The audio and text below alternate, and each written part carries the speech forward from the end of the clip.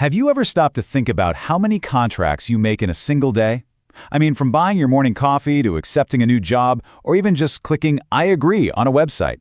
We're making legally binding agreements all the time, often without a second thought. But what's the magic formula that turns a simple promise into something the law will actually enforce? Well, today, we're pulling back the curtain on the 3 secret ingredients every valid contract needs. So let's kick things off with a classic question you see in the movies all the time. Is a handshake deal really legally binding? You know the scene, 2 people hash it out, they shake hands, and boom, the deal is done. But is life really that simple? Well, the short answer is maybe. It all depends on whether that handshake contained the 3 essential elements we're about to talk about. And here they are. To have a valid contract, you need an offer, you need acceptance, and you need something called consideration. I want you to think of them like the 3 legs of a stool. If you're missing even one of them, the whole thing just falls apart. There's no deal. So let's dive in and break down each one, starting at the very beginning with the offer. All right, first up, the offer. This is the starting line for any contract. It's that initial spark, the moment one person looks at another and puts a clear, concrete proposal out there. So what exactly is an offer in the eyes of the law? Well, it's a definite promise made by one person, we'll call them the offerer, to another person, the offeree. The terms have to be clear and specific. Think about it. A statement like, "I might sell you my car one day for a fair price," is way too vague.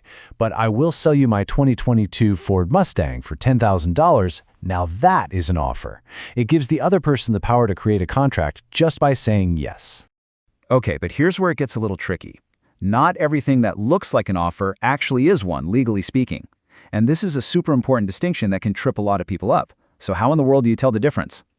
The key is understanding the difference between a real offer and something the law calls an invitation to treat. An offer, like we said, is direct. I will sell you my bike for $100. But an invitation to treat is really just an invitation for you to come and make an offer. The perfect example? A price tag on a bike in a shop. That price tag isn't the shop offering to sell it to you, it's the shop inviting you to offer to buy it for that price.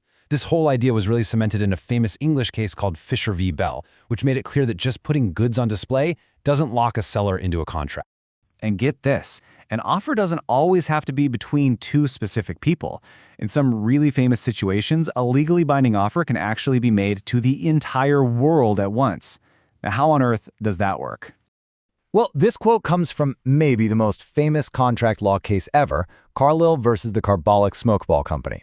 Back in the day, this company had an ad for their product, a smoke ball, that they claimed would prevent the flu. They were so sure of it, they promised to pay £100 to anyone who used it exactly as directed and still got sick. Well, a woman named Mrs. Carlyle bought one, used it perfectly, and she got the flu. When she asked for her money, the company refused, saying it was just an ad, a marketing puff. But the court saw it differently. They said, nope, that ad was a serious offer to the public, and Mrs. Carlyle accepted that offer, not with words, but by doing the action they asked for, using the smoke ball. Of course, an offer can't just hang around forever, right? It can die in a few ways. The person who made it can just take it back. That's revocation. The other person can just say, no thanks. That's rejection. It can also just expire if too much time passes. And finally, and this one is a really big deal, if the offeree tries to change the terms, that's a counteroffer, and it absolutely kills the original offer. Okay, so we have a valid offer on the table. That brings us to our second key ingredient, acceptance. This is the moment a simple proposal gets locked in. This is how you seal the deal. For an acceptance to be valid, it has to be a mirror image of the original offer.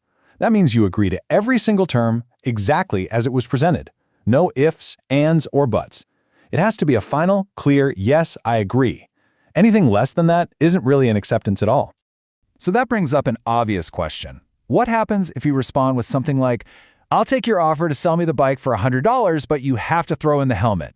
It sounds like you're agreeing, but legally, you've just done something completely different. That, my friend, is a counteroffer. And here's the absolute most critical thing to remember. A counteroffer is a rejection. It completely destroys the original offer. Poof, it's gone forever. This principle comes from a really old case from the 1840s called Hyde versus Wrench. Once you make a counteroffer, you can't go back and say, okay, I'll take your first deal. That deal's off the table. You've just started a brand new negotiation. Now, how you communicate your yes also matters. Usually, acceptance only counts when the other person actually hears or receives it. But there's this weird old exception called the postal rule. It says that if you're accepting by mail, the acceptance is valid the second you drop that letter in the mailbox. Of course, today, if someone says email me your acceptance, you got to do it that way. And like we saw with the smoke bowl, sometimes you accept just by performing the act itself. All right, home stretch. We have an offer, we have an acceptance. Our stool has 2 legs, but it's still wobbly. We need that third and final ingredient to make it stand. Consideration. Now, this is the one that often confuses people the most, but I promise it's pretty simple when you break it down. At its heart, consideration is just the value exchange. It's the legal way of answering the question, what's in it for me? For a contract to be real, both sides have to get something of value. It's the price of the promise. It can be money, a product, a service, or even just a promise to do or not do something in the future.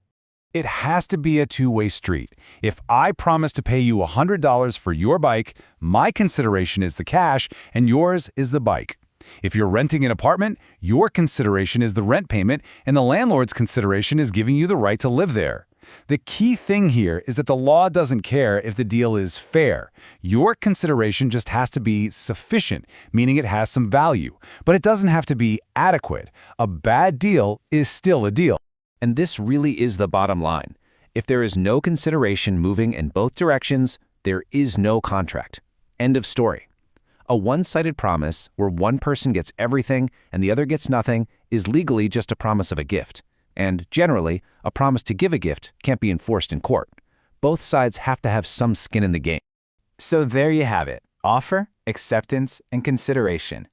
Those are the 3 magic ingredients that turn a casual chat into a binding agreement. Now that you know what to look for, think back on your day. That coffee you bought, the terms of service you agreed to on that new app, that handshake deal you made. How many valid contracts have you actually entered into today?